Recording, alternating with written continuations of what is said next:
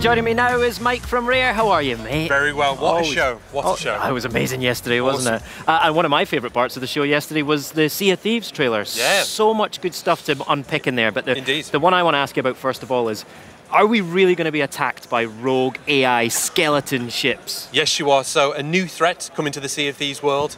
So you're out there on your adventures and now you'll be coming across galleons crewed by skeletons. Nice. So imagine all that gameplay that we had in the Hungering Deep of crews working together to take down this threat. Now you're going to have that awesome pirate fantasy moment of firing a broadside, but now you're attacking these skeleton ships, boarding them, fighting skeletons on the deck, maybe sneaky downstairs with a sneaky gunpowder keg and blowing them up from the inside. Nice, yeah. All of those strategies, so much richer now with the skeleton ships. And it must have been amazing for you and the team to see the way that people are coming together to play Sea of Thieves. Is this going to be another way for pirates to band together and take on this new adversary? Yeah, I think that social heart of Sea of Thieves has always been important to us. Like ways that, like a new take on multiplayer where we bring in players together in new and interesting ways. You'll see us keep doing that and hopefully keep surprising players as well with what we do. Absolutely, because I mean, when I think of the game, it's like a collection of amazing toys in this wonderful world, and you're letting the players do what they want with them, right? Like if we talk about like Cursed Sails, what kind of new toys are you giving to players? So another element we're bringing in addition to the ships is this cursed cannonballs. Okay. Not cannibals, I'm not going to eat you. Oh God, they sound worse. This fantastical take on the cannonball. So these magical cannonballs that bestow status effects on ships on players. Right. So you could find these out in the world. In terms of the lore, they're brought in with the skeleton ships. It's almost like this mystical threat that's come to the Sea of Thieves is carrying these cannonballs with them. And from that point, they can be found in the world. And they've got status effect like the ballast ball that makes ships heavier, pulls it down in the water to make the holes on the middle deck fill with water. Cannonballs that cut out voice communications, cannonballs that might make you play and might make the other crew dance on board their ship, but these cool status effect that will add this whole new dimension to encounters between player ships. And when you find them in the world, you don't know what other players have, right? So it adds this extra layer of strategy to encounters. You can use them against skeleton ships, and of course you can use them against each other. All right, amazing. Now, Forsaken Shores is a little bit further off. It's coming later this September, summer, right? What can you confirm for us now? Like, what details can you... Yeah, so what I love about this is that players have been asking for, we want an expanded world. And Forsaken Shores is us giving that to players, but also making amazing strides with kind of the gameplay of the islands. So this is kind of an area that's geologically unstable. You know, it's a land of fire and ash.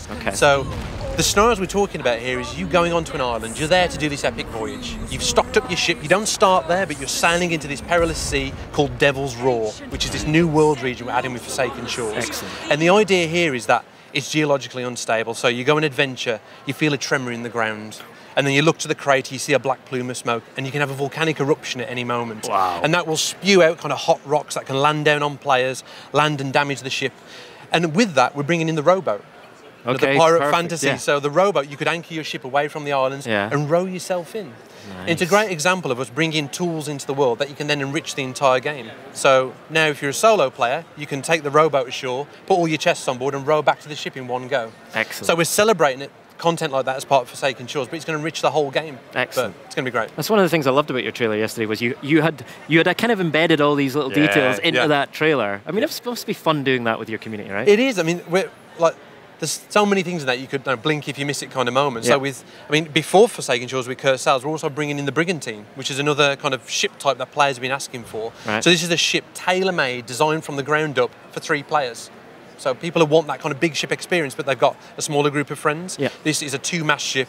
Feels like a big ship, but you can have this awesome ship that's tailor-made for you. Okay, so we've got Cursed Sails and Forsaken Shores coming later this summer. So Cursed Sails is July, we've got Forsaken Shores in September, and then the Hungering Deep team, who've just finished with that update, they're already on what's coming after Forsaken Shores. And we're doing another 2 content updates beyond that, and more next year. Mate, you lot are busy. We are busy, and then we're doing weekly events in between. Totally. So it's this constant kind of rhythm of content that we're adding to the game. And tell us about campaigns as well. What's your approach to that down the line? Because that's happening as well, right? Absolutely. So players have seen the start of this with the Hungering Deep when, you know, our approach is not just about adding mechanic X, mechanic Y, adding some patch notes. It's about celebrating the content as part of a story. So players saw that with Merrick in the Hungering Deep, where we've wrapped this kind of quest line around it. Gives players a tour of the content, allows us to showcase what's great about the speaking trumpet, you know, show it off in a cool context.